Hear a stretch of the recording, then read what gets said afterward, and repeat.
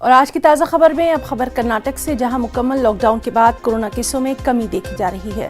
گزشتہ 24 گھنٹوں میں 39,305 نئے معاملے سامنے آئے، وہیں ایک دن میں 596 اموات ہوئیں۔ کرناٹک میں کورونا کے مریضوں کی مجموعی تعداد 19,73,683 ہو گئی ہے، جبکہ کورونا سے مرنے والوں کی تعداد 19,372 تک جا پہنچی ہے۔ ہمارے ساتھ بنگلور سے موجود ہیں ہمارے ساتھی رؤف احمد۔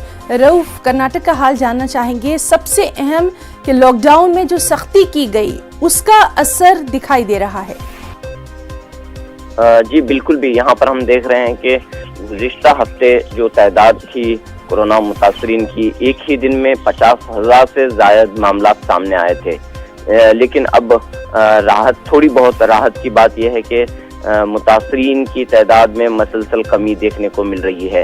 کل کا جو آنکڑا ہے اس کے مطابق 39,305 نئے مریضوں کی نشاندہی ہوئی ہے۔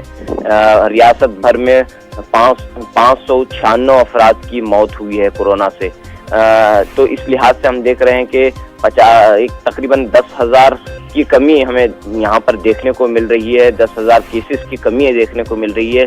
تاہم کورونا کا قہر یا کورونا کا خطرہ کہیں ٹلا نہیں ہے، یہ بھی ایک بڑی تعداد ہے۔ جہاں تک لاک ڈاؤن کی بات ہے، کل سے یہاں پر مکمل طور پر یعنی سخت لاک ڈاؤن کل سے نافذ ہو چکا ہے۔ 14 روزہ لاک ڈاؤن ہے، اس سے قبل 14 روزہ جنتا کرفیو رہا ہے۔ جنتا کرفیو کے بعد جو ہے لاک ڈاؤن کا نفاذ شروع ہوا ہے، تو امید کی جا رہی ہے کہ ان اقدامات کے بعد کورونا پر قابو پایا جا سکتا ہے۔ اس لحاظ سے ہم دیکھ رہے ہیں کہ انتظامیہ مزید چوکسی برت رہا ہے۔ کل تو بہرحال سختی کی جا رہی ہے تو اس کا اثر بھی دکھ رہا ہے، اور یہ سختی صرف اور صرف عوام کی بھلائی کے لیے ہے۔ بہت بہت شکریہ رؤف، بہت خیال رکھیے آپ بھی اپنا وہاں پر۔ اور اب آسام سے خبر، جہاں کے نئے وزیر اعلیٰ ہمنت بسوا